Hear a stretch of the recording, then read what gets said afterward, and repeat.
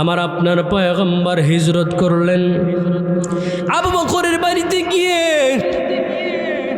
দরজায় যখন নক করলেন, একবার নক করার কারণে, একবার ডাক দেওয়ার সঙ্গে সঙ্গে আবু বকর দরজাটা খুলে দিয়েছে। আমার আপনার পয়গম্বর বলেন, এই আবু বকর, তুমি কি ঘুমাও নাই? এত গভীর রজনী হয়ে গেছে, তুমি এখন পর্যন্ত জাগনা আছো? মুসলমান, দিলটাকে নরম করে দেন, এবার চোখের পানি ছেড়ে দিবেন। আবু বকর বলে, নবী গো, আপনি সেই 6 মাস আগে বলেছেন আবু বকর আমার সাথে তোমার হিজরত করা লাগতে পারে। নবী গো, সেই 6 মাস থেকে এই পর্যন্ত আমি আবু বকর আজ পর্যন্ত বিছানায় আমার পিঠটা লাগাই নাই। রহমতের নবী আমার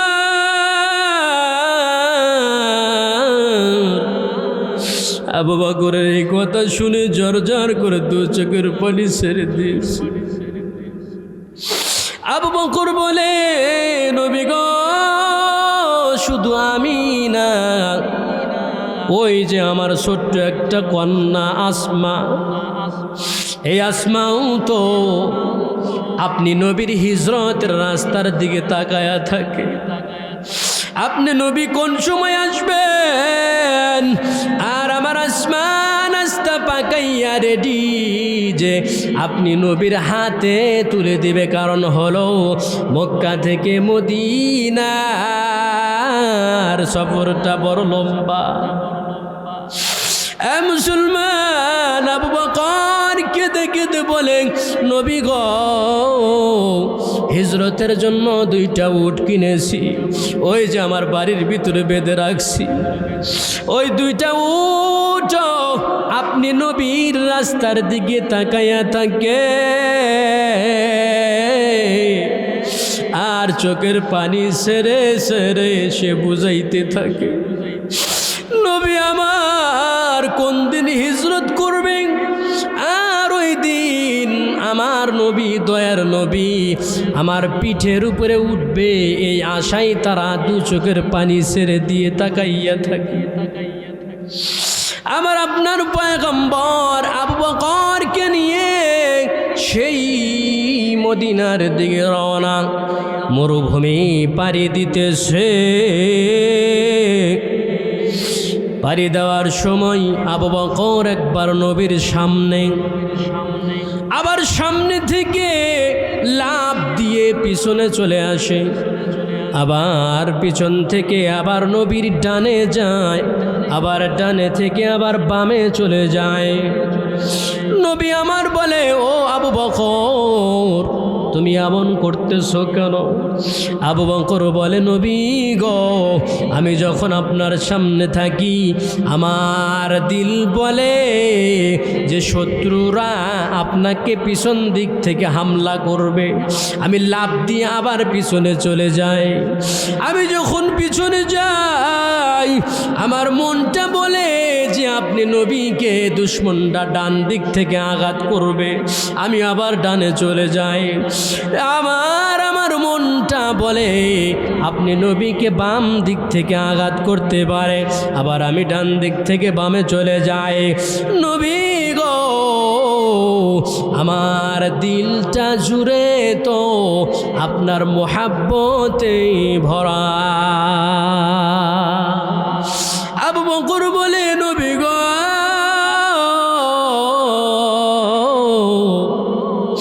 আমি আবু বকর জানি আপনার জনম দুঃখিনী মা নাই। আমি আবু বকর জানি যে আপনি নবীর জনম দুঃখী বাবা নাই, আপনি বড় এতিম।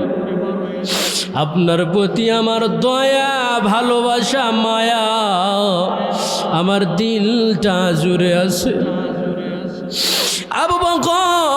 নবীর সঙ্গে যখন যায়, যেই পাহাড়ের গুহার ভিতরে, গর্তের ভিতরে আমার নবী হিজরত করবে, ওই পাহাড়টা কত বড় জানেননি? যারা হাজী সাহেব আছেন তারা জানেন।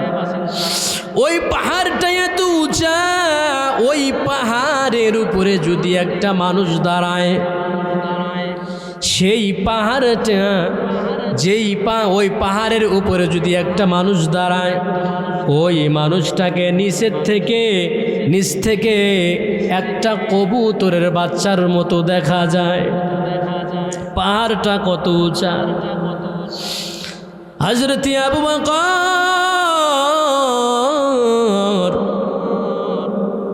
আর আমার নবী যখন পাহাড়ের নিচে গেছেন, আমার নবী পাথরের উপরে যখন পাড়া দেয়, পাথরের উপরে পাড়া দেওয়ার সঙ্গে সঙ্গে পাথরকে আল্লাহ পাক রব্বুল আলামিন ফুলের মতো নরম করে দেন। আল্লাহু আকবার বলেন, আল্লাহু আকবার। হযরত আবু বকর যখন এটা খেয়াল করলেন, আবু বকর নবীকে বললেন, নবী গো, আমি আপনাকে নিজের পায়ে হেঁটে এই পাহাড়ে উঠতে দেব না। নবী গো, আমি আবু বকরের কাঁধ আপনার জন্য পালকি বানায়া দিলাম। ও নবী, আপনি আমার কাঁধের উপরে চড়েন, আমি আবু বকর আপনাকে সেই গুহা পর্যন্ত পৌঁছায়া দেব। আবু বকর খেয়াল করে দেখেন, আবু বকর যখন নবীকে কাঁধে নিয়ে পাথরের উপরে যখন পাড়া দেয়, আবু বকরের পায়ের নিচের পাথরটাও আল্লাহ পাক ফুলের মতো নরম করে দেয়। আবু বকরের তো জানার বাকি নাই যে এটা তো রহমতের নবীর একটা মোজেজা, রহমতের নবীর একটা দয়া আল্লাহ পাক কেমনভাবে করবেন সেটার প্রকাশ। মুসলমান, আবু বকর নবীকে ওই গুহার পাশে নিয়ে দাঁড়াইলেন, ওই গুহার ভিতরে ঢুকবেন। আবু বকর বলেন, নবী গো, এই গুহার ভিতরে আমি থাকতে আপনাকে আগে যাইতে দেব না। আমি এই গুহাটা, গর্তটা পরিষ্কার করব, আরামগাহ বানাবো, সুন্দর বিছানা বানাবো, তারপরে আপনাকে ডাক দেব। নবী আপনি দাঁড়ান। হযরত আবু বকর যখন ওই গুহার ভিতরে ঢুকলেন, ওই গুহার ভিতরে এরকম বহুত গর্ত দেখা যায়, বহুত গর্ত দেখা যায়। এই গর্ত দেখা যায়, আবু বকর নিজের চাদর দিয়ে চাদরগুলো ছিঁড়ে ওই ছিদ্রগুলো বন্ধ করতেছেন। বন্ধ করতে করতে এক সময় আবু বকরের চাদরটা ফুরিয়ে গেল, শেষ হয়ে গেল। একটা গর্ত বাকি আছে। আবু বকর কি করবে?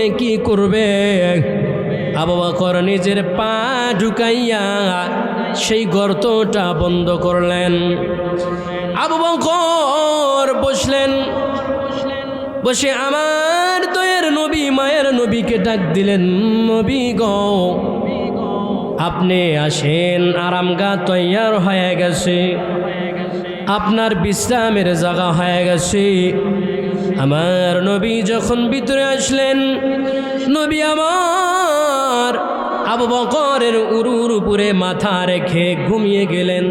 শরীরটা বড় ক্লান্ত। আবু বকর যেই পাউটা গর্তের ভিতরে দিচ্ছে, সেই পায়ের ভিতরে একটা বিশাল আজদাহা সাপ কামড়াইতেছে। আবু বকর বিষের চোটে, বিষের ব্যথাটা কুলাইতে না পেরে আবু বকর জর্জর করে দু চোখের পানি ছেড়ে দিয়ে কাঁদতেছে। হঠাৎ করে আবু বকরের এক ফোঁটা চোখের পানি আমার দয়ার নবীর চেহারার উপরে পড়ে গেছে। আমার আপনার দয়ার নবী মায়ার নবীর ঘুম ভেঙে যায়। নবী আমার আবু বকরের চেহারার দিকে তাকাইয়া বলে, এই আবু বকর, তুমি কেন কান্না করো গো? তোমার কি হয়েছে? তোমাকে কিসে কষ্ট দিয়েছে? আবু বকর যেই মাত্র তার পাউটা গর্তের ভিতর থেকে সরায়া ফেলছে, বিশাল একটা আজদাহা সাপ বের হইয়া নবীকে সালাম দিয়েছে। আল্লাহু আকবার। নবীকে সালাম দিয়েছে। আবু বকর বলে, নবী গো, এই গর্তের ভিতরে আমি পা দিয়েছি, এই জন্য এই সাপটা আমাকে কামড় দিয়েছে। এই সাপের কামড়ের ব্যথা কুলাইতে না পেরে, সহ্য করতে না পেরে আমি আবু বকরকে দিয়ে দিয়েছি। এ মুসলমান, আমার আপনার পয়গম্বর বলেন, ও জালেম, তুমি আমার আবু বকরকে কেন কামড় দিয়েছ? আমার আবু বকরকে কেন দংশন করেছ?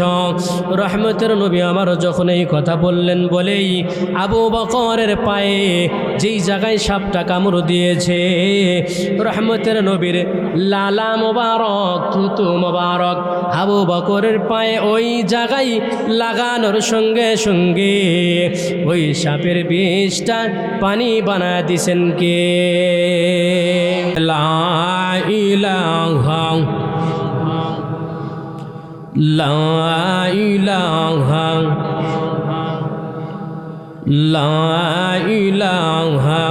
ইল্লাল্লাহ, লা ইলাহা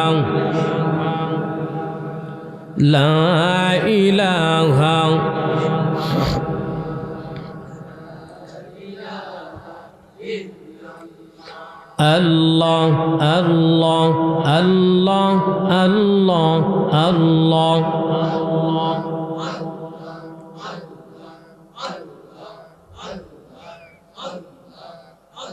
মাথাটা নিচুর দিকে দিয়ে মোহাব্বতে আল্লাহ আল্লাহ আল্লাহ আল্লাহ আল্লাহ আল্লাহ।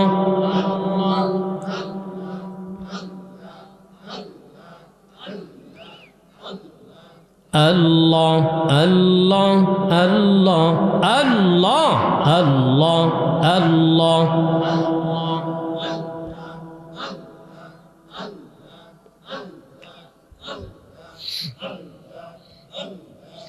আল্লাহ আল্লাহ আল্লাহ আল্লাহ আল্লাহ আল্লাহ।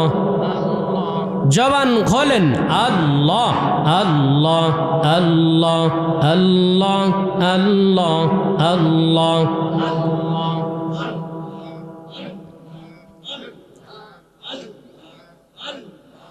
আল্লাহ আল্লাহ আল্লাহ। লা ইলাহা ইল্লাল্লাহু মুহাম্মাদুর রাসূলুল্লাহ।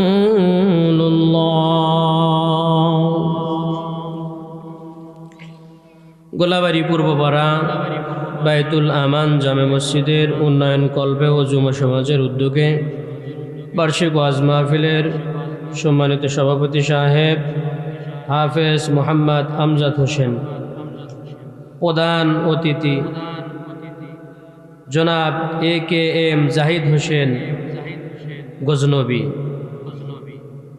আজকের মাহফিলের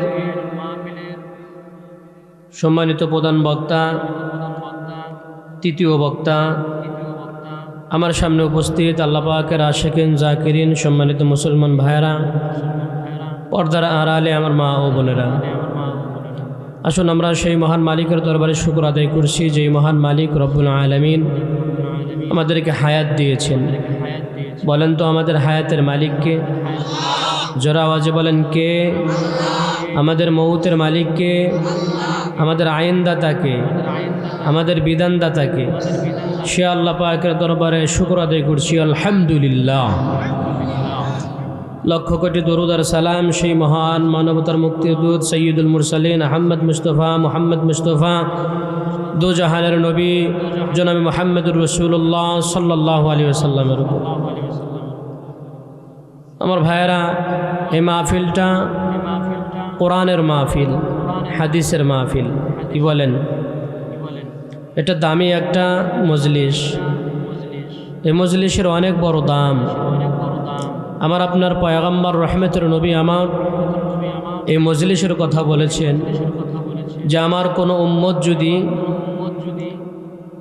দিনের বেলায় কিছু সময় এরকম মজলিসে দেয় কোরআন বোঝার জন্য, হাদিস বোঝার জন্য, নিজের জীবনটা পরিবর্তন করার জন্য, নবী বলেন আমার সেই উম্মত কিছু সময় দেওয়ার কারণে আল্লাহ পাক তার আমল নামায় 500 রাকাত নফল নামাজের সওয়াব দান করে দেন। আমার নবী, আপনার নবী আরও বলেন যে এটা তো দিনের বেলায়, রাতের বেলায় যদি কেউ কিছু সময় দেয় এরকম জালসায় যেখানে কোরআন হাদিস নিয়ে আলোচনা হয়, আমি নবীর আলোচনা হয়, আল্লাহ পাকের আলোচনা হয়, এমন মজলিসে যদি রাতের বেলায় কোনো উম্মত যদি কিছু সময় দেয়, আমার আপনার নবী বলেন সেই উম্মতের আমল নামায় আল্লাহ পাক 60 বৎসর নফল ইবাদতের সওয়াব দান করেন। এবার বলেন তো আপনারা খুশি না বেজার? অনেক খুশি। জোরে বলেন তো খুশি না বেজার? তাহলে আর একবার জোরে সোরে বলেন তো আলহামদুলিল্লাহ। দুহাত উঁচু করে আল্লাহকে দেখেন তো। জোরে সোরে একটা তাকবীর হবে। এই তাকবীরের আওয়াজে যেন বাহিরে যারা আছেন তারা যেন প্যান্ডেলের ভিতরে চলে আসেন। কি বলেন? গলাটা পরিষ্কার করেন। হ্যাঁ, জোরে হ্যাঁ। গলা পরিষ্কার হয়েছে তো? জোরে সোরে তাকবীর দেওয়া যাবে? লিল্লাহি তাকবীর। আল কোরআনের আলো, আল হাদিসের আলো, লিল্লাহি তাকবীর। এটা কোরআনের মজলিস। কোরআনের কেমন দাম? কোরআনের যেমন দাম, কোরআন যেমন দামি হয়েছে, আমরাও কিন্তু আখির নবীর উম্মত হয়ে দামি হয়েছি। সুবহানাল্লাহ। আমাদেরও দাম আছে। আল্লাহ পাক বলেন ইন্না নাহনু নাযালনা যিকরা ওয়া ইন্না লাহু লাহাফিজুন।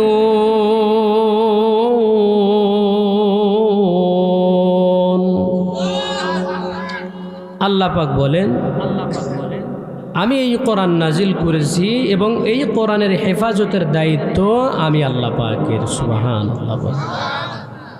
আল্লাহ পাক এখানে যিকর শব্দ এনেছেন, কোরআন বলেন নাই। কোরআন শব্দটা আনেন নাই, যিকর শব্দ এনেছেন। যিকর শব্দের কিছু তাফসিরের কিতাবের ভিতরে পাওয়া যায়। যিকর শব্দের ব্যাখ্যায় যে আল্লাহ পাক বলেছেন এই কোরআনকে তো হেফাজত করবই, এবং এই কোরআনের পাশে যারা থাকবে, কোরআনকে যারা লালন পালন করবে, যারা কোরআন পড়ে তেলাওয়াত করে, তাদেরকে যারা মহাব্বত করবে, কোরআনের পক্ষে যারা থাকবে, আল্লাহ পাক বলেন আমি আল্লাহ কোরআনের সাথে সাথে তাদেরকেও দুনিয়া এবং আখেরাতে হেফাজত করব। আর যখন সুবহানাল্লাহ। এই কোরআনকে যদি আপনি প্রশ্ন করেন হে কোরআন তোমার বাড়ি কোথায়, কোরআন সঙ্গে সঙ্গে উত্তর দিয়ে দেয় বাল হুয়া কুরআনুম মাজিদ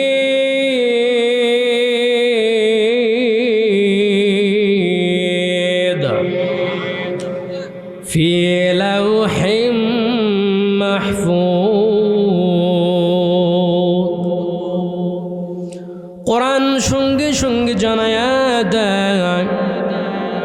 আপনি যদি প্রশ্ন করেন ও কোরআন তোমার বাড়ি কোথায়, কোরআন সঙ্গে সঙ্গে উত্তর দেয়া দেয় যে আমার বাড়ি হলো লৌহে মাহফুজে। এই কোরআনকে যদি প্রশ্ন করেন, ও কোরআন তুমি কোন মাসে নাজিল হয়েছ, কোরআন এবার উত্তর দেয় শাহরু রমাদান আল্লাযী উনজিলা ফীহিল কুরআন।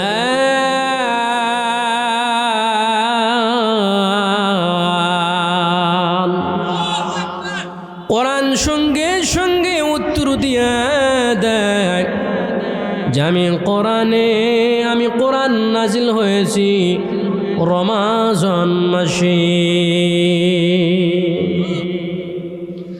এই কোরআনকে যদি আবার প্রশ্ন করেন, গো ও কোরআন তুমি কোন রাতে নাজিল হয়েছ, কোরআন সঙ্গে সঙ্গে উত্তর দিয়ে দেয় যে আমি নাজিল হয়েছি ইন্না আনজালনাহু ফি লাইলাতিল কদর। আল্লাহু আকবার।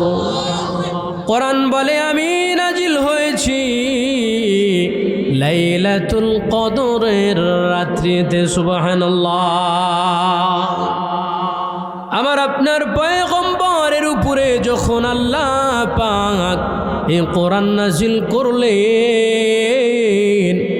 কোরআন নাজিল করে আমার আল্লাহ পাক পয়গম্বরকে জানায়া দিলেন, ও পয়গম্বর আপনি তামাম পৃথিবীর মানুষকে জানায়া দেন। কি জানায়া দেবেন? যে আমি আল্লাহ পাকের এই জমিনটা আমি আল্লাহর। বলেন তো জমিন কার? আরো জোরে কন্যা ভাই কার? আল্লাহ।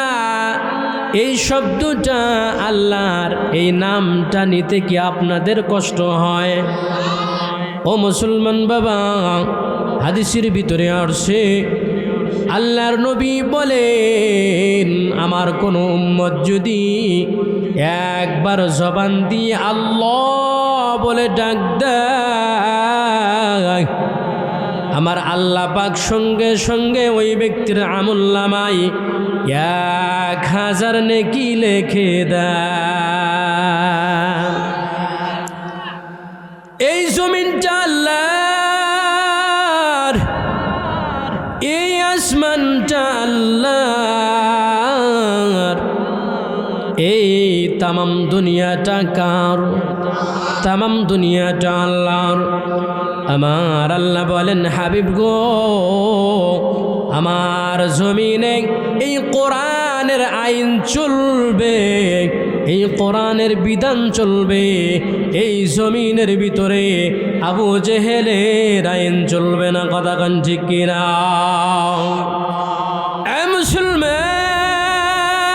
মুসলমান, এই জমিন তো আল্লাহর। এই জমিনে আবু লাহাবের আইন চলবে না, উতবা সাইবার আইন চলবে না। এই জমিনে শুধু আইন চলবে একমাত্র, শুধুমাত্র কেবলমাত্র কার? আমার আপনার পয়গম্বর রহমতের নবী আমার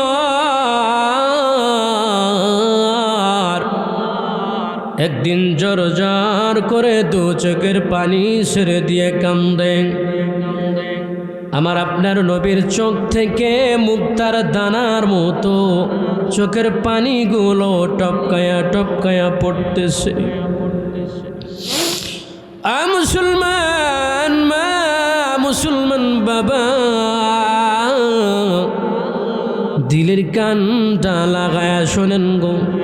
আমার আপনার পয়গম্বর কোরআনের জন্য কত কষ্ট করেছেন। একজন মানুষকে চিরস্থায়ী জাহান্নাম থেকে বাঁচানোর জন্য, একজন মানুষকে চিরস্থায়ী জান্নাতি বানানোর জন্য আমার আপনার পয়গম্বর দিনের পর দিন না খেয়ে থেকেছেন, দিনের পর দিন কষ্ট করেছেন। কথা কোন ঠিক কিনা? মুসলমান, আমার আপনার পয়গম্বর রহমত রহমতের নবী আমার একদিন জর্জর করে কাঁদতেছে, দিলের ভিতরে বড় কষ্ট, বড় দুঃখ। আমার আল্লাহ আরশে বসে বসে বন্ধুর কান্না দেখতেছে। জিবরাইলকে বলে, জিবরাইল গো, দেখো তো আমার বন্ধু কেন কান্না করে। আমি আল্লাহ সব কিছু সহ্য করতে পারি, কিন্তু আমি আল্লাহ আমার বন্ধুর চোখের পানি সহ্য করতে পারি না। জিবরাইল, আমার বন্ধু কেন কান্দে? আমার বন্ধুর দিলে কি ব্যথা, মনে কি কষ্ট, কেন কান্না করে? জিবরাইল নবীর কাছে এসে বলে, নবী গো, আপনি কেন কান্না করেন? আপনার দিলে কি ব্যথা, কি কষ্ট?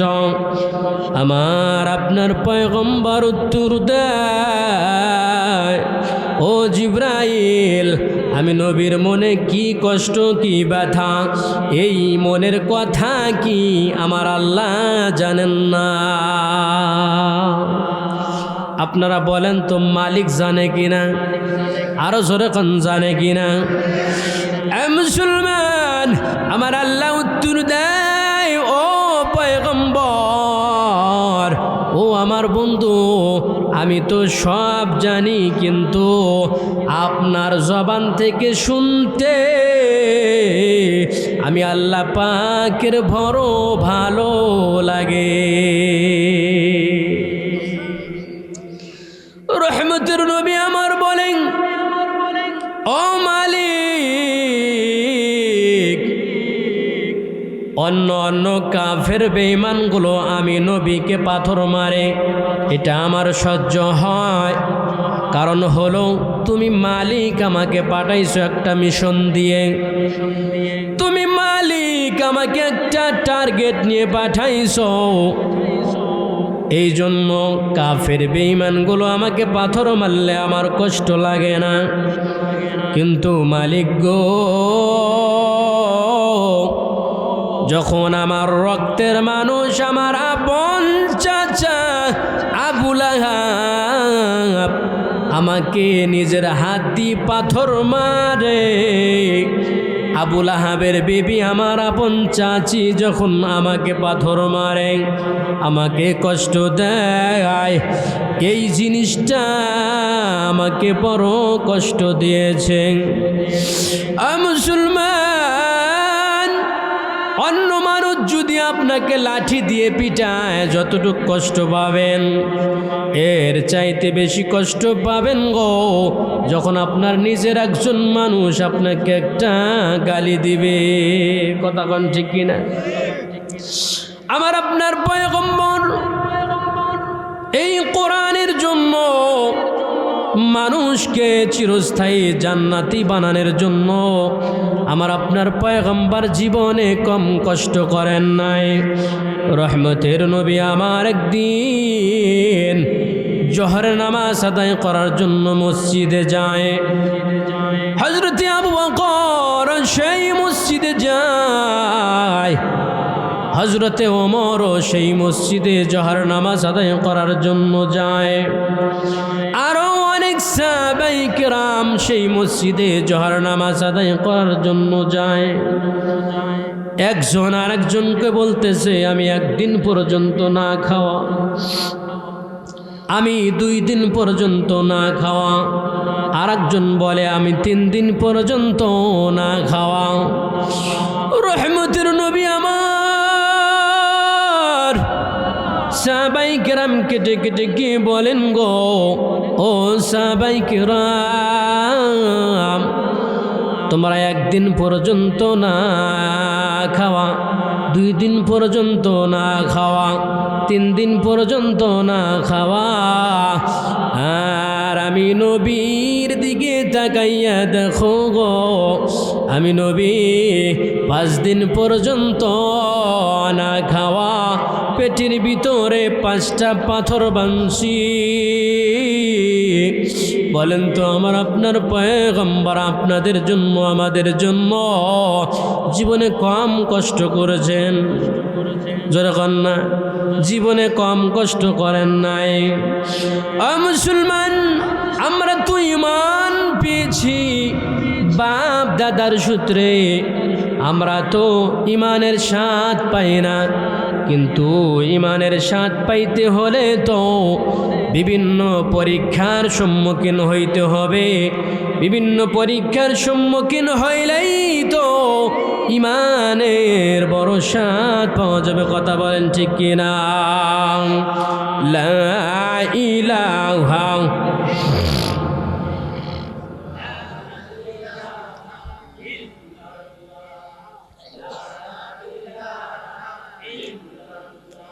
জোরে লা ইলাহা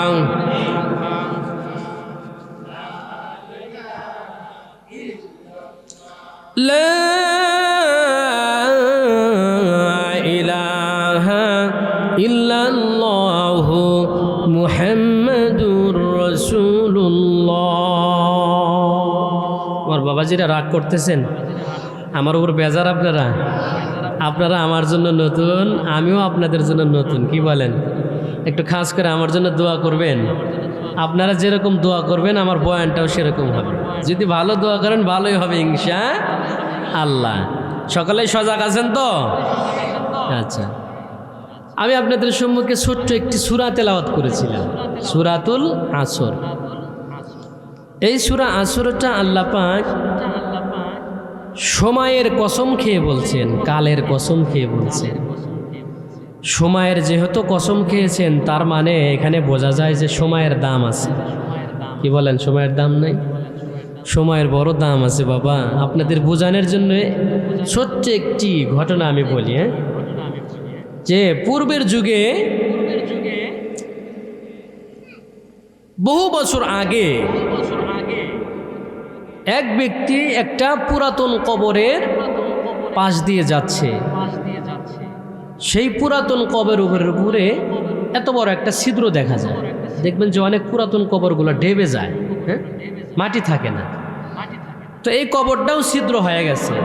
তো আসলেই অনেক মানুষ কিন্তু কবর দেখলে ভয় পায়, কথা ঠিক না? কবরস্থান দিয়ে একা যাইতে চায় না। আবার অনেক মানুষ কিন্তু সাহসী আছে।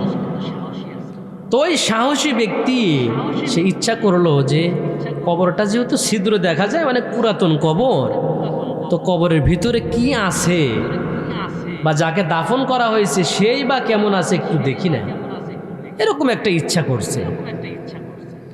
তো আল্লাহর বান্দা কবরের দিকে যখন এভাবে উকি দিছে, দেখার জন্য চেষ্টা করছে, তো কবরের ভিতরে তাকায়া দেখে যে ওই কবরের ভিতরে সাদা ধবধবে পোশাকওয়ালা একজন মানুষ নামাজ পড়তেছে। সুবহানাল্লাহ, জোরে কর না। আরে ভাই, আমরা দুনিয়াতেই পারি না, আর আল্লাহর বান্দা কবরে পড়তেছে, এটা কিন্তু চারটিখানি কথা না। তো আল্লাহর বান্দা ভাবতেছেন যে নামাজটা শেষ করুক, তারপরে জিজ্ঞাসাবাদ করব যে এই ব্যক্তিটা কেমনে আসলো বা কেনই বা নামাজ পড়তেছে কবরের ভিতরে। অপেক্ষা করতেছে, আল্লাহর বান্দার নামাজ শেষ। এবার আল্লাহর বান্দা বাহিরের ওই বান্দাটা জিজ্ঞাসা করেছে, ভাই আপনি কবরের ভিতরে? হ্যাঁ আমি কবরের ভিতরে। তো কবরের ভিতরে নামাজ পড়তেছেন? হ্যাঁ আমি নামাজ পড়তেছি। তো ভাই কবরের ভিতরে আসলেন কিভাবে? বলে আসলে এই কবরের ভিতরে আসছি কিভাবে, যে সকলেই যেইভাবে পালকিতে করে কবরের ভিতরে আসে, আমিও সেইভাবে পালকিতে চড়ে আসছি, সকলে আমাকে দাফন করে গেছে।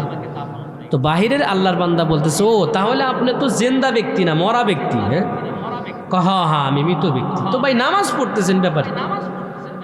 তো কবরের ভিতরকার ব্যক্তি বলতেছে, ভাই আমি যখন দুনিয়াতে বেঁচে ছিলাম, হায়াতের জিন্দেগির ভিতরে ছিলাম, তখন আমি আল্লাহ পাকের ইবাদত করতাম, নামাজ পড়তাম। জোহরের নামাজ পড়লে আসর নামাজের অপেক্ষায় থাকতাম, আসরের নামাজ পড়লে মাগরিবের নামাজের অপেক্ষায় থাকতাম, কোন সময় আজান দিবে আল্লাহ পাকের ঘরে গিয়ে আমি সিজদা করব।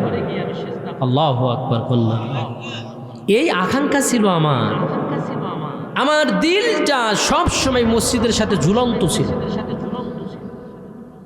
তো এইবার বলতেছে যে ভাই আমি আল্লাহ পাকের কাছে দোয়া করেছি, মালিক আপনি তো মৃত্যুর পরে অনেককে জান্নাতের নাজ নিয়ামত কবরের ভিতরে দিবেন, অনেককে অনেক প্রকার শান্তিতেও রাখবেন। ও মালিক আপনার কাছে দরখাস্ত, আপনি যদি আমাকে কবরের ভিতরে 2 রাকাত করে নামাজ পড়ার সুযোগ দিতেন, তাহলে আমি 2 রাকাত করে নামাজ পড়ে আমার আত্মাকে তৃপ্তি দিতাম, শান্তি দিতাম। সুবহানাল্লাহ। আমি এই দোয়া মালিকের কাছে করতাম। তো ভাই আপনি এইভাবে নামাজ পড়তেছেন কত বছর যাবত? বলতেছে 400 বছর যাবত আমি এইভাবে কবরের ভিতরে নামাজ পড়তেছি। যে আপনারা যেরকম সুবহানাল্লাহ বলছেন, তো কবরের বাহিরের ওই ব্যক্তিও 400 বছরের নামাজের কথা শুনে সুবহানাল্লাহ বলে ফেলছে। সুবহানাল্লাহ বলছে, তো কবরের ভিতরকার ব্যক্তি বলতেছে ভাই আমি তো 400 বছর যাবত নামাজ পড়ি, এটা তুমি শুনে আশ্চর্য হয়ে গেছো।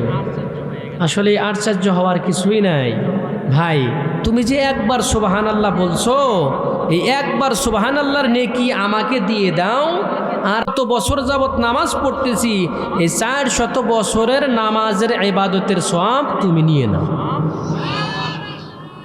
কথাটা কি মিল আছে? 400 বছর কোথায় আর একবার সুবহানাল্লাহ কোথায়? এইবার ওই বাহিরের ব্যক্তি বলতেছে ভাই তোমার কথায় তো কোনো মিল পাইলাম না, আমার একবার সুবহানাল্লাহর এতই কি দাম, আর তোমার 400 বছরের নামাজের কোনো দাম নাই। এবার কবরের ভিতরকার ব্যক্তি বলতেছে ভাই তুমি তো দুনিয়া নামক একটা পরীক্ষার হলের ভিতরে আসো। ও মুসলমান বাবা, মুসলমান মা গো, দুনিয়ার হায়াতটা কত দামি। বলতেছে ভাই দুনিয়াটা একটা পরীক্ষার হল, দুনিয়াটা একটা পরীক্ষার জায়গা। আমাদের সন্তান নাতিনাত করবা আমরাই যখন পরীক্ষা দিয়েছি, পরীক্ষার হলের ভিতরে যতক্ষণ লেগেছি ততক্ষণ নাম্বার উঠবে। একজন ছাত্র যতক্ষণ পরীক্ষার হলে লিখবে নাম্বার উঠবে কিনা? আর জোরে কন্যা উঠবে কিনা? আর যদি পরীক্ষার হল থেকে বের হয়ে আসে, বলেন তো বের হয়ে আসার পর 1000 পৃষ্ঠা যদি লেখে, আর এই 1000 পৃষ্ঠা যদি জমা দেয়, একটা নাম্বার দেবে? একটা নাম্বারও দেবে না। কবরের ভিতরে ওই ব্যক্তি বলতেছে ভাই গো তুমি তো আসো দুনিয়া নামক একটা পরীক্ষার হলের ভিতরে। ও ভাই তুমি পরীক্ষার হলের ভিতরে থেকে, দুনিয়ার ভিতরে থেকে তুমি একবার সুবহানাল্লাহ বলেছ, আমার আল্লাহ পাক তোমার একবার সুবহানাল্লাহর নেকি অবশ্যই দিবেন। আর আমি যে পরীক্ষার হল থেকে বের হয়ে কবর জগতে এসেছি, এই কবর জগতে আমি 400 বছর কেন, আমি 4000 বছর যদি নামাজ পড়ি, আমার আল্লাহ একটা নেকিও দান করবে না। কথা ঠিক কিনা? এই জন্য দুনিয়ার এই সময়, দুনিয়ার হায়াতের দাম আছে না নাই? আরো জোরে কোন আছে না নাই? এই জন্য বলতেছিলাম যে আল্লাহ পাক সময়ের কসম খেয়ে, কালের কসম খেয়ে আল্লাহ পাক রব্বুল আলামিন মানুষদেরকে বুঝাইলেন, মানুষদেরকে বললেন যে বান্দা দুনিয়ার হায়াতটা কিন্তু বড় দামি, দুনিয়ার সময়টা বড় দামি। এই সময়টা নষ্ট করলে, যে দুনিয়ার সময়টা নষ্ট করবে, সে চিরস্থায়ী আখিরাতের সময়টাই নষ্ট করবে, ক্ষতিগ্রস্তর ভিতরে করলো। এই জন্য আল্লাহ পাক বলেছেন, কসম খেয়ে আল্লাহ পাক বলেন, আল্লাহ পাক সময়ের কসম খেয়ে, আল্লাহ পাক কালের কসম খেয়ে। দেখেন ভাইরা আমার, আমরাও কসম খাই, আমরা অনেক সময় কসম খাই না ভাই? মাথার কসম, আরে আমার মার কসম, আমার বাবার কসম, এরকম কয় না ভাই? এই যে আমরা যে কসম খাই, আমাদের কসমটা তো মিথ্যা হতে পারে, কিন্তু আল্লাহ পাক যে কসম খাইছেন, আল্লাহ পাকের কসম কি মিথ্যা? জোরে কান মিথ্যা? আল্লাহ পাকের কসম মিথ্যা হতে পারে না। তাহলে একমাত্র শুধুমাত্র কসম হবে কার নামে? মাথা, মা, বাবা, মাটি, জমিন, এর নামে কসম হবে না। একমাত্র কসম হবে আল্লাহ পাকের জন্য। তো আল্লাহ পাক নিজেই কসম খেয়ে বলতেছেন, ইন্নাল ইনসানা লাফি খুসর।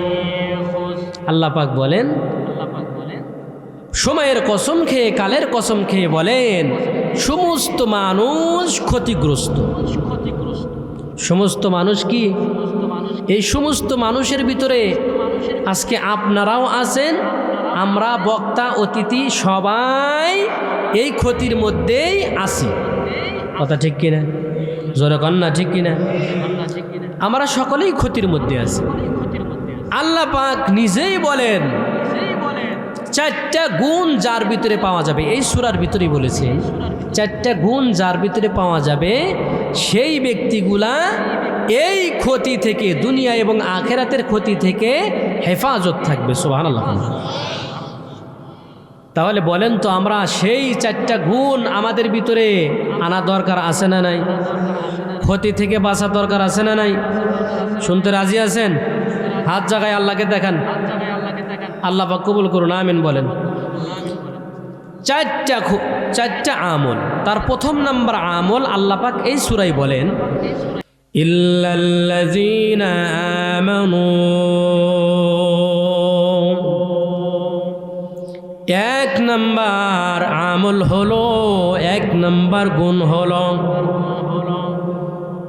ঈমান। এই ঈমান যার ভিতরে থাকবে, আল্লাহ পাক রব্বুল আলামিন ওই ব্যক্তিকে ক্ষতি থেকে বাঁচায়া দেবে। আল্লাহ পাক রব্বুল আলামিন বলেন, ইন্নাল্লাযীনা আমানু ওয়া আমিলুস সালিহাতি কানাত লাহুম জান্নাতুল ফিরদাউসি নুজুলা। আল্লাহু আকবার বলেন। আল্লাহ পাক রব্বুল আলামিন বলেন, নিশ্চয় যারা ঈমান ওয়ালা হবে, আমলদার ওয়ালা হবে, আল্লাহ পাক বলেন ওই ব্যক্তিগুলাকেই আমি আল্লাহ জান্নাতুল ফিরদাউসের বাসিন্দা বানায় দেব। মুসলমান বাবা, আল্লাহ পাক রব্বুল আলামিন ঈমানের কথা বললেন। ঈমানটা বড় একটা দামি জিনিস গো। কবর ভিতরে দুইটা সার্টিফিকেট লাগবে।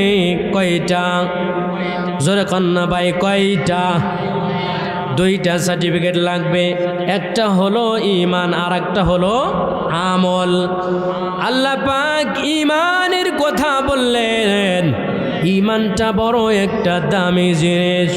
ও মুসলমান বাবা, আমি সংক্ষেপ করি। আল্লাহ পাকের পয়গম্বর রহমতের নবী আমার মুসলিম শরীফের হাদিসের ভিতরে বলেন, আমার কোন উম্মতের ভিতর যদি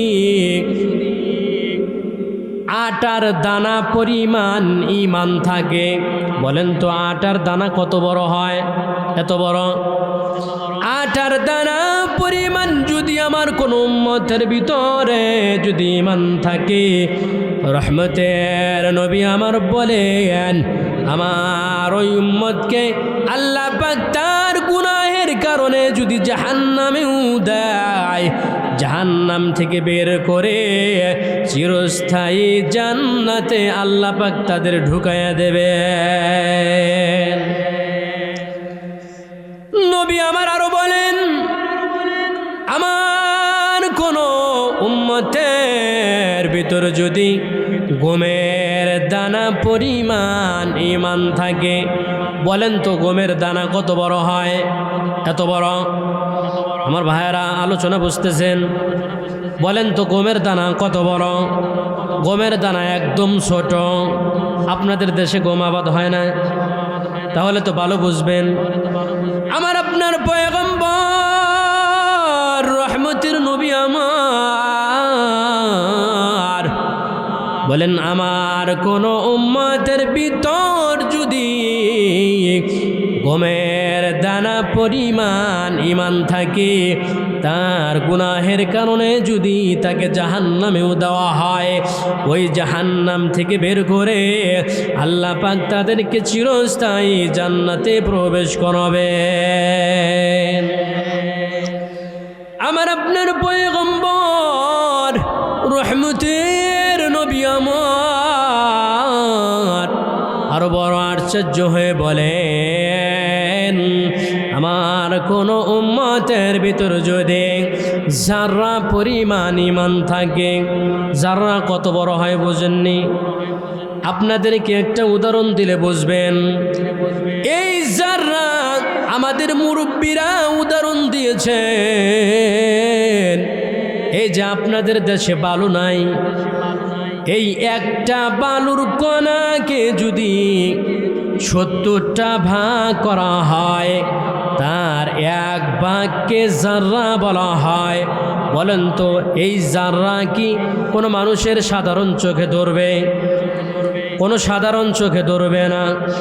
রহমতের নবী আমার বলেন, এই জাররা পরিমাণ যদি আমার কোনো উম্মতের ভিতরে ঈমান থাকে, রহমতের নবী আমার বলেন, আমার আল্লাহ পাক ওই ব্যক্তিকে 10টা দুনিয়ার সমান একটা জান্নাতের মালিক বানায় দেবে।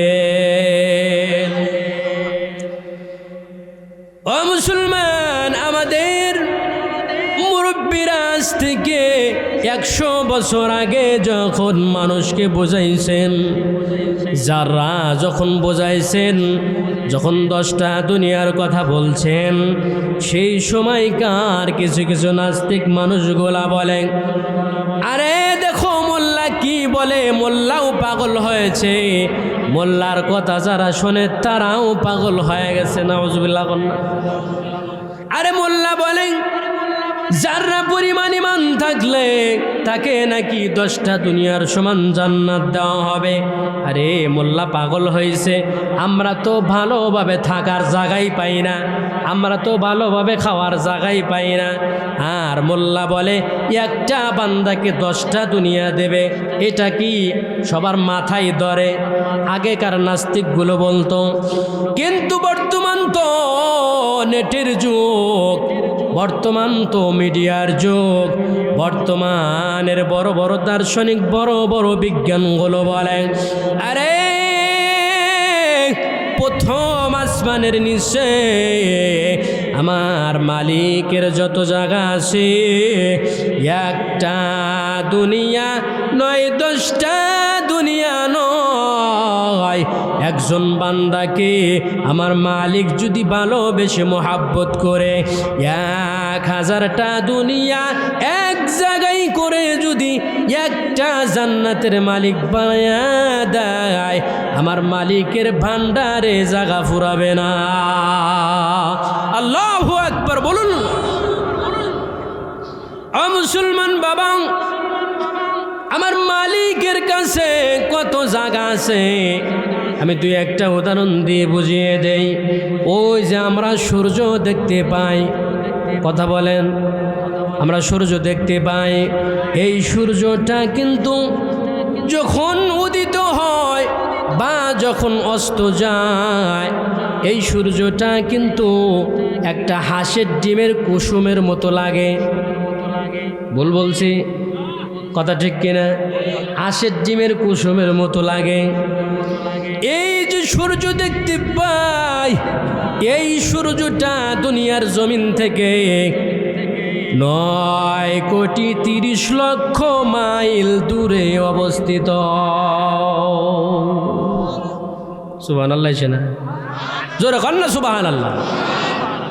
9,30,00,000 মাইল দূরে সূর্য অবস্থিত। এই সূর্যটা এই তামাম দুনিয়ার চাইতে 13 লক্ষ গুণ বড়। আবার ওই যে তারকা দেখতে পাই, ওই তারকাটা সূর্যের চাইতে আরো লক্ষ লক্ষ লক্ষ কোটি কোটি গুণ বড়। সূর্যের আলো প্রতিদিন যখন উদিত হয় 8 মিনিট 30 সেকেন্ডে তার আলো এই জমিনে পৌঁছে। সুবহানাল্লাহ, কত মিনিট? 8 মিনিট 30 সেকেন্ডে ওই সূর্যের আলো কোথায় পৌঁছে? জমিনে পৌঁছে।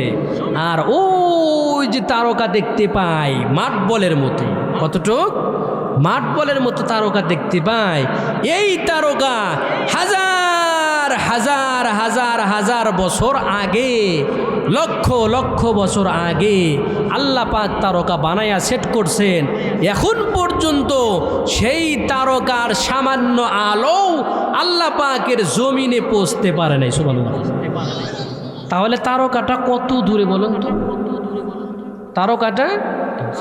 তারকাটা কত দূরে? তাহলে বলেন তো, আল্লাহ পাকের ভান্ডারে জাগার অভাব আছে? আমার ভাইয়েরা এদিকে, জাগার অভাব আছে? জাগার অভাব নাই। প্রতিটা বান্দাকে যদি আল্লাহ 10টা দুনিয়া না, আল্লাহ পাক যদি 1000টা দুনিয়াও মিল করে একটা জান্নাতের মালিক বানায় দেন, তারপরেও আল্লাহ পাকের ভান্ডারে জাগা ফুরাবে না। কথা বলেন ঠিক কিনা? মুসলমান, এই ঈমানটা দূরে রাখার জন্য এই ঈমানের স্বাদ বুঝেছেন হযরতে বেলাল। সেই আফ্রিকা থেকে এই কালো বেলাল নবীজির ছায়া তলে কালিমা পড়ে মুসলমান হয়েছে। বেলাল উমাইয়া নামের একজন কাফেরের বাড়িতে কাজ করে। এই বেলাল কাজের ফাঁকে ফাঁকে বেলালের জবান দিয়ে বলে আল্লাহ আল্লাহ আল্লাহ আল্লাহ আল্লাহ আল্লাহ।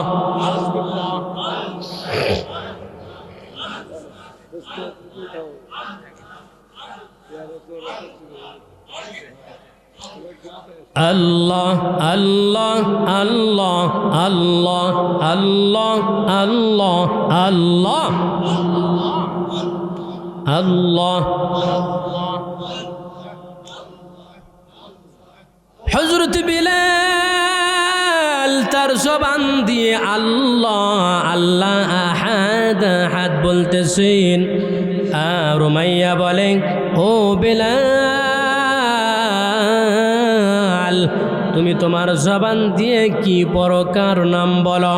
বেলাল বলে, ও আমার মালিক, আমি তো আমার আল্লাহর নাম বলি। উমাইয়া বলে, তোমার আবার আল্লাহকে? এবার বেলাল ডাক দিয়ে বলে, আমার আল্লাহ এমন একজন মালিক, যেই মালিক তোমাকেও বানাইছে আমাকেও বানাইছে, যেই মালিক তোমাকে খাওয়ায় আমাকে খাওয়ায়, এমন একজন হলেন আমার মালিক। তিনি কে? তিনি হলেন আল্লাহ। উমাইয়া বলে, ও বেলাল গো, তুমি যদি আর বাকি কোনো দিন এই তোমার মালিক আল্লাহর নাম তোমার জবানে নাও, তাহলে তোমাকে বড় কষ্ট দেওয়া হবে, বড় আযাব দেওয়া হবে, বড় শাস্তি দেওয়া হবে। এ মুসলমান, দিলটাকে নরম করে দাও। এইবার 2 ফোঁটা চোখের পানি ফালাইতে পারো কিনা দেখো। ও পর্দার আড়ালের মা, দিলটাকে নরম করে দাও। বেলালকে যখন উমাইয়া বাধা দিয়েছে, তুমি আল্লাহর নাম তোমার জবানে নিবা না। এই বেলাল আরো জোরে জোরে বলে আল্লাহ আল্লাহ আল্লাহ আল্লাহ আল্লাহ আল্লাহ আল্লাহ আল্লাহ আল্লাহ আল্লাহ। এই বেলাল আর জোরে জোরে আল্লাহর নাম নেই। মুসলমান, একটা কথা মনে রাখবেন, যারা খাঁটি ইমানদার ওই মানুষগুলাকে যদি ইমানের পথে বাধা দেওয়া হয়, ওই মানুষটা পিছপা হবে না, বরং আরো বুক টান করে কলিজাটা ফাটাইয়া আমার মালিকের নাম নিবে। কথা কন ঠিক কিনা? এবার উমাইয়া বেলালের দুটো পা বেঁধে, দুটো হাত বেঁধে এই উমাইয়ার উটের সাথে বেঁধে দিয়েছে।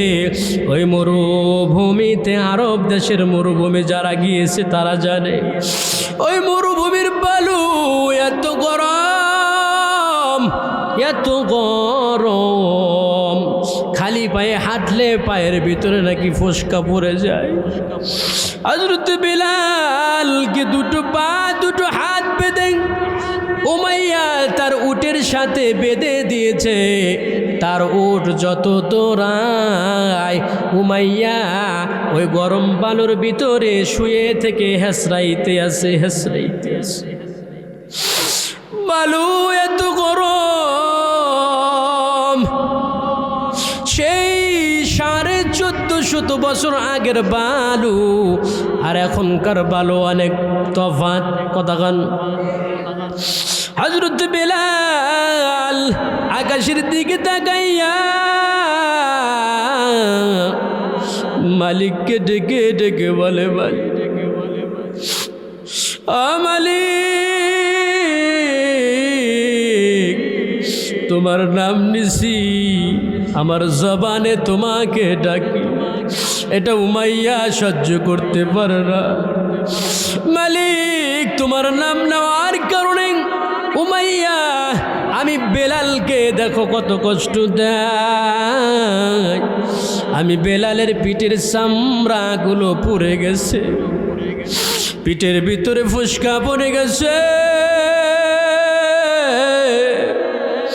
ও মালিক, আমি তোমার কাছে বলি, ফরিয়াদ জানাই, আমি দুনিয়ার আযাব গজব সহ্য করতে পারবো, কিন্তু মালিক গো, আখিরাতে ওই জাহান্নামের আগুন আমি সহ্য করতে পারবো না।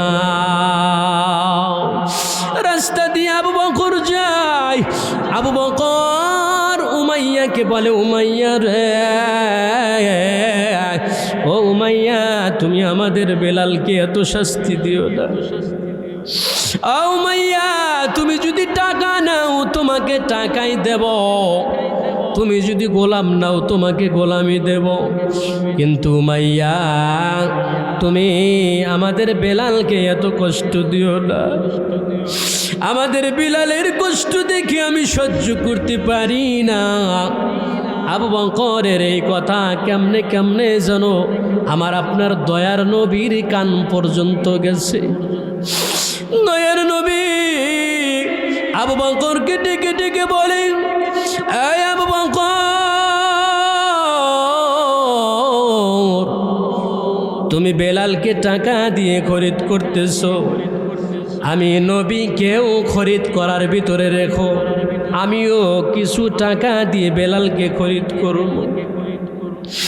আমার মালিক যদি আখিরাতে আমাকে জিজ্ঞাসা করে, বা যদি মালিক যদি বলে আমার কালো বেলালকে কে কে টাকা দিয়ে খরিদ করেছ, আমি নবীও যেন মালিকের কাছে বলতে পারি গো যে আমি নবীও আমার বেলালকে টাকা দিয়ে কিনেছি।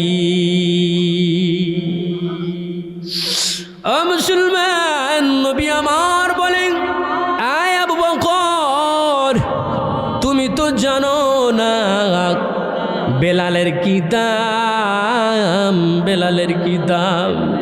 আমি নবী যখন যখন মেরাজে গেলাম, আমার মালিক আমাকে জান্নাত দেখাইলেন, জাহান্নাম দেখাইলেন। আমি নবী জান্নাতের ভিতরে গিয়ে দেখি আমার আগে আগে হযরত বিলালের হাঁটার শব্দ আমি নবী নিজ কানে শুনতে পাই। জোরে কন্যা সুবহানাল্লাহ। খারাপ লাগে, জোরে কন্যা খারাপ লাগে। আমাদের অনেক অতিথি এসে বসে আছে, আমি তাদেরকে কষ্ট দিতেছি। মুসলমান বাবা, আল্লাহ পাকের পয়গম্বর যখন মক্কা বিজয় করলেন, মক্কা বিজয় হওয়ার পর রহমতের নবী আমার কাবা ঘরের ভিতরে প্রবেশ করলেন। কাবা ঘরের ভিতরে 360টা মূর্তি রাখা ছিল। নবী আমার নিজের হাতে সেই 360টা মূর্তি ভেঙে আলীকে বললেন, ও আলী, এই মূর্তিগুলা সরাইয়া এই কাবা ঘরটা জমজমের পানি দিয়ে ধৌত করে দাও। মারহাবা। হযরত আলী নবীর কথা মতো সেই কাজ করলেন। নবী আমার সাহাবায়ে কেরামকে নিয়ে পরামর্শ বসলেন। নবী আমার পরামর্শ করেন। কি পরামর্শ করেন? নবী আমার বলেন, ও সাহাবীরা, আজ পর্যন্ত তো আমরা প্রকাশ্যে আমরা মক্কার জমিনে আজান দিতে পারি নাই, আজ পর্যন্ত প্রকাশ্যে নামাজ পড়তে পারি নাই। ও সাহাবীরা, তোমরা খেয়াল দাও, তোমরা পরামর্শ দাও, আজকে মক্কার জমিনে মক্কা বিজয়ের জোহরের নামাজের আজানটাকে দিবে। কারণ জোহরের নামাজের আজান, মক্কা বিজয়ের আজান যে দিবে তার ভাগ্যটা কত ভালো। সুবহানাল্লাহ বলেন। রহমতের নবী আমার সাহাবায়ে কেরামকে বললেন। সাহাবায়ে কেরামের ভিতরে থেকে একজন মানুষ দাঁড়াইলেন। দাঁড়াইয়া বলে, নবী গো, আপনার এই মক্কা বিজয়ের জোহরের নামাজের আজান আপনার একজন সাহাবী দিতে পারে, তার নাম আবু বকর। আবু বকর দিতে পারে। কারণ হলো, নবী গো, আপনি যখন হিজরত করলেন, আমার আপনার নবী যখন হিজরত করলেন, কাফেরদের জ্বালা যন্ত্রণায় অত্যাচারে নবী আমার মক্কার জমিনে থাকতে পারলেন না। নবী আমার মক্কা থেকে যায় আর বারবার পিছনের দিকে তাকায়, পিছনের দিকে তাকায় আর মক্কাকে বলে, ও মক্কা, তুমি তো আমার জন্মভূমি, আমার জন্ম তোমার বুকে, কিন্তু কাফের বেঈমানগুলো আমাকে থাকতে দিল না মক্কা রে, আমি আবার করব। সুবহানাল্লাহ। আমার মালিক ডাক দিয়ে বলে, ও পয়গম্বর গো, আপনি আজকে যাইতেছেন চোখের পানি ছেড়ে ছেড়ে, আজকে আপনি একা যাইতেছেন হিজরতে, আপনি আর আবু বকর আপনারা যাইতেছেন দুইজন। আর মদিনা থেকে মক্কার জমিনে যখন আসবেন, আমি আল্লাহ 10,000 সাহাবী সহ মক্কার জমিনের ভিতরে প্রবেশ করাবো। মুসলমানের বিজয় আছে না নাই? জোরে কান আছে না নাই? মুসলমানের মতো মুসলমান হতে পারলেই বিজয় দিবেন কে? আরো জোরে কান কে? ও মুসলমান বাবাজিরা, আমার বলতেছিলাম, আমার আপনার পয়গম্বর হিজরত করলেন। আবু বকরের বাড়িতে গিয়ে দরজায় যখন নক করলেন, একবার নক করার কারণে, একবার ডাক দেওয়ার সঙ্গে সঙ্গে আবু বকর দরজাটা খুলে দিয়েছে। আমার আপনার পয়গম্বর বলেন, এই আবু বকর তুমি কি ঘুমাও নাই? এত গভীর রজনী হয়ে গেছে, তুমি এখন পর্যন্ত জাগনা আছো? মুসলমান দিলটাকে নরম করে দেন, এবার চোখের পানি ছেড়ে দিবেন। আবু বকর বলে, নবী গো, আপনি সেই 6 মাস আগে বলেছেন আবু বকর আমার সাথে তোমার হিজরত করা লাগতে পারে। নবী গো, সেই 6 মাস থেকে এই পর্যন্ত আমি আবু বকর আজ পর্যন্ত বিছানায় আমার পিঠটা লাগাই নাই। রহমতের নবী আমার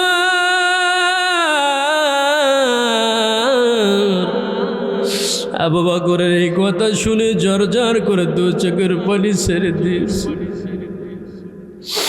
আবু বকর বলে, নবী গো, শুধু আমি না, ওই যে আমার ছোট্ট একটা কন্যা আসমা, এই আসমাও তো আপনি নবীর হিজরতের রাস্তার দিকে তাকায়া থাকে। আপনি নবী কোন সময় আসবেন? আর আমার আসমান আস্তা পাকাইয়া রেডি যে আপনি নবীর হাতে তুলে দিবে। কারণ হলো মক্কা থেকে মদিনার সফরটা বড় লম্বা। মুসলমান আবু বকর কেঁদে কেঁদে বলেন, নবী গো, হিজরতের জন্য 2টা উট কিনেছি, ওই যে আমার বাড়ির ভিতরে বেঁধে রাখছি। ওই 2টা উট আপনি নবীর রাস্তার দিকে তাকাইয়া থাকে আর চোখের পানি ছেড়ে ছেড়ে সে বুঝাইতে থাকে, নবী আমার কোন দিন হিজরত করবেন, আর ওই দিন আমার নবী, দয়ার নবী আমার পিঠের উপরে উঠবে, এই আশায় তারা 2 চোখের পানি ছেড়ে দিয়ে তাকাইয়া থাকে। আমার আপনার পয়গম্বর আবু বকরকে নিয়ে সেই মদিনার দিকে রওনা। মরুভূমি পাড়ি দিতেছে। পাড়ি দেওয়ার সময় আবু বকর একবার নবীর সামনে, আবার সামনে থেকে লাফ দিয়ে পিছনে চলে আসে, আবার পিছন থেকে আবার নবীর ডানে যায়, আবার ডানে থেকে আবার বামে চলে যায়। নবী আমার বলে, ও আবু বকর তুমি এমন করতেছো কেন? আবু বকর বলে, নবী গো, আমি যখন আপনার সামনে থাকি আমার দিল বলে যে শত্রুরা আপনাকে পিছন দিক থেকে হামলা করবে। আমি লাফ দিয়ে আবার পিছনে চলে যাই। আমি যখন পিছনে যাই আমার মনটা বলে যে আপনি নবীকে দুশমনরা ডান দিক থেকে আঘাত করবে।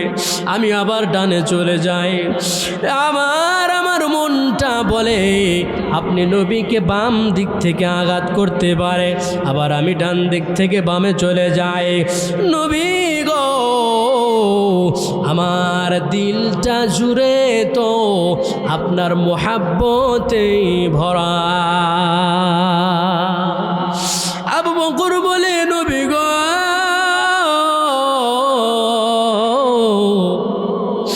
আমি আবু বকর জানি আপনার জনম দুঃখিনী মা নাই। আমি আবু বকর জানি যে আপনি নবীর জনম দুঃখী বাবা নাই, আপনি বড় এতিম। আপনার প্রতি আমার দয়া, ভালোবাসা, মায়া আমার দিলটা জুড়ে আছে। আবু বকর নবীর সঙ্গে যখন যায়, যেই পাহাড়ের গুহার ভিতরে, গর্তের ভিতরে আমার নবী হিজরত করবে, ওই পাহাড়টা কত বড় জানেননি? যারা হাজী সাহেব আছেন তারা জানেন। ওই পাহাড়টা এত উঁচা, ওই পাহাড়ের উপরে যদি একটা মানুষ দাঁড়ায়, সেই পাহাড়টা ওই পাহাড়ের উপরে যদি একটা মানুষ দাঁড়ায়, ওই মানুষটাকে নিচ থেকে একটা কবুতরের বাচ্চার মতো দেখা যায়। পাহাড়টা কত উঁচা। হযরত আবু বকর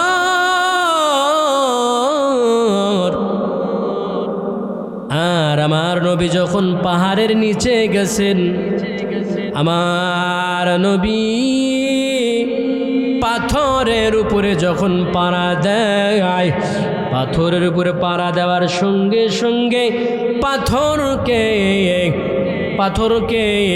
আল্লাহ পাক রব্বুল আলামিন ফুলের মতো নরম করে দেন। আল্লাহু আকবার বলেন, আল্লাহু আকবার।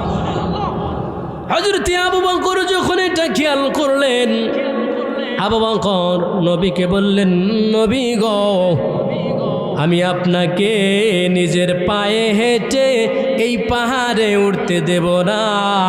নবী গো, আমি আবু বকরের কাঁধ আপনার জন্য পালকি বানায়া দিলাম। ও নবী, আপনি আমার কাঁধের উপরে চড়েন, আমি আবু বকর আপনাকে সেই গুহা পর্যন্ত পৌঁছায়া দেব।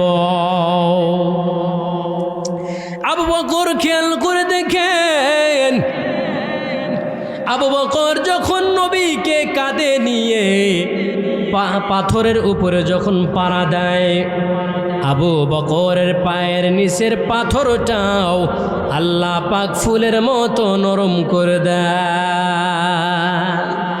আবু বকরের তো জানার বাকি নাই যে এটা তো রহমতের নবীর একটা মোজেজা, রহমতের নবীর একটা দয়া আল্লাহ পাক কেমনভাবে করবেন সেটার প্রকাশ। এ মুসলমান, আবু বকর নবীকে ওই গুহার পাশে নিয়ে দাঁড়াইলেন, ওই গুহার ভিতরে ঢুকবেন। আবু বকর বলেন, নবী গো, এই গুহার ভিতরে আমি থাকতে আপনাকে আগে যাইতে দেব না। আমি এই গুহাটা, গর্তটা পরিষ্কার করব, আরামগাহ বানাবো, সুন্দর বিছানা বানাবো, তারপরে আপনাকে ডাক দেব। নবী আপনি দাঁড়ান। হযরত আবু বকর যখন ওই গুহার ভিতরে ঢুকলেন, ওই গুহার ভিতরে এরকম বহুত গর্ত দেখা যায়, বহুত গর্ত দেখা যায়। এই গর্ত দেখা যায়, আবু বকর নিজের চাদর দিয়ে চাদরগুলো ছিঁড়ে, আবু বকর তাকবীর দেব,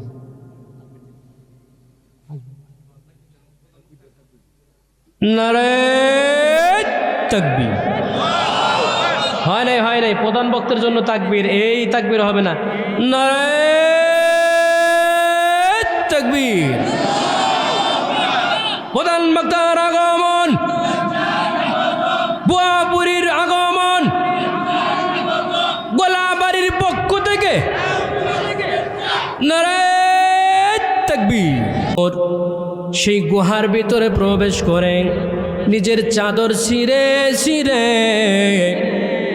ওই ছিদ্রগুলো বন্ধ করতেছেন। বন্ধ করতে করতে এক সময় আবু বকরের চাদরটা ফুরিয়ে গেল, শেষ হয়ে গেল। একটা গর্ত বাকি আছে। আবু বকর কি করবে? আবু বকর নিজের পা ঢুকাইয়া সেই গর্তটা বন্ধ করলেন। আবু বকর বসলেন, বসে আমার দয়ের নবী, মায়ের নবীকে ডাক দিলেন, নবী গো, আপনি আসেন, আরামগাহ তৈয়ার হয়ে গেছে, আপনার বিশ্রামের জায়গা হয়ে গেছে। আমার নবী যখন ভিতরে আসলেন, নবী আমার আবু বকরের উরুর উপরে মাথা রেখে ঘুমিয়ে গেলেন। শরীরটা বড় ক্লান্ত। আবু বকর যেই পাউটা গর্তের ভিতরে দিছে, সেই পায়ের ভিতরে একটা বিশাল আজদাহা সাপ কামড়াইতেছে। আবু বকর বিষের চোটে বিষের ব্যথাটা কুলাইতে না পেরে আবু বকর জর্জর করে দু চোখের পানি ছেড়ে দিয়ে কাঁদতেছে। হঠাৎ করে আবু বকরের এক ফোঁটা চোখের পানি আমার দয়ার নবীর চেহারার উপরে পড়ে গেছে। আমার আপনার দয়ার নবী মায়ার নবীর ঘুম ভেঙে যায়। নবী আমার আবু বকরের চেহারার দিকে তাকাইয়া বলে, এই আবু বকর, তুমি কেন কান্না করো গো? তোমার কি হয়েছে? তোমাকে কিসে কষ্ট দিয়েছে? আবু বকর যেই মাত্র তার পাউটা গর্তের ভিতর থেকে সরায়া ফেলছে, বিশাল একটা আজদাহা সাপ বের হইয়া নবীকে সালাম দিয়েছে। আল্লাহু আকবার। নবীকে সালাম দিয়েছে। আবু বকর বলে, নবী গো, এই গর্তের ভিতরে আমি পা দিয়েছি, এই জন্য এই সাপটা আমাকে কামড় দিয়েছে। এই সাপের কামড়ের ব্যথা কুলাইতে না পেরে, সহ্য করতে না পেরে আমি আবু বকরকে দিয়ে দিয়েছি। এ মুসলমান, আমার আপনার পয়গম্বর বলেন, ও জালেম, তুমি আমার আবু বকরকে কেন কামড় দিয়েছ? আমার আবু বকরকে কেন দংশন করেছ? রহমতের নবী আমার যখন এই কথা বললেন, বলেই আবু বকরের পায়ে যেই জায়গায় সাপটা কামড় দিয়েছে, রহমতের নবীর লালা মোবারক, থুতু মোবারক আবু বকরের পায়ে ওই জায়গায় লাগানোর সঙ্গে সঙ্গে ওই সাপের বিষটা পানি বানায় দিছেন কে? মুসলমান, আবু বকরকে সাপ কামড় দিয়েছে। নবী বলেন, ও জালেম, তুমি কেন কামড় দিয়েছ? এবার সাপটার জবান খুলে দিয়েছেন কে? জোরে কন্যা কে? সাপটার জবান খুলে দিয়েছে আল্লাহ। সাপটা বলে, নবী গো, আমি তো কামড় দিতাম না, কিন্তু নবী, আমি তো আরো 100 বছর আগে শুনেছি, আসমানি কিতাবের ভিতরে শুনেছি যে বিশ্ব নবী যিনি হবেন, এই বিশ্ব নবী এই পাহাড়ে অবস্থান করবেন, এই পাহাড় থেকে অবস্থান করে আবার হিজরত করবেন। ও নবী,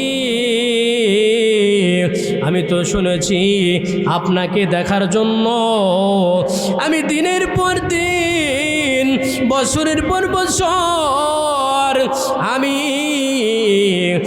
এখানে অবস্থান করতেছি। সুবহানাল্লাহ। মুসলমান, বলেন তো, আমার আপনার নবী কি শুধু মানুষের নবী? কথা কয় না? আমার আপনার নবী কি শুধু মানুষের নবী? শুধু মানুষের নবীরা আমার আপনার পয়গম্বরকে আল্লাহ পাক কেন পাঠাইছেন জানেননি? ওমা আরসালনাকা ইল্লা রাহমাতাল লিল আলামিন। আমার আপনার নবীকে আল্লাহ পাক সমস্ত মখলুকাতের জন্য, সৃষ্টিকুলের জন্য রহমত হিসেবে বানাইছেন। সুবহানাল্লাহ।